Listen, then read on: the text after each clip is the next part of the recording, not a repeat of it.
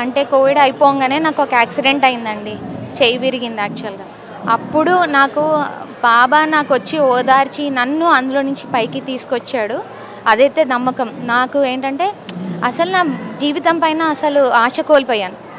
ఎందుకు బతుకున్నాను రా అని అనుకున్నాను. ఆ రోజు అలా వచ్చి బాబా నన్ను పైకి తీసుకొచ్చాడు. ఇప్పుడు ఫ్యామిలీలో ఉన్నానంటే ఆ బాబా నాతో నుండి నడిపించాడండి. అదైతే ఉంది. ఓకే.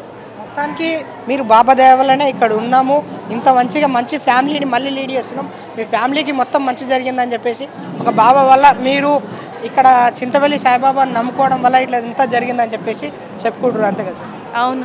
ఎగ్జాక్ట్లీ అండి. చాలా బాబా అంటే చింతపల్లి బాబానే అని ఒక నిరూపించుకున్నాం. అంటే మాకు అలా అనిపించింది.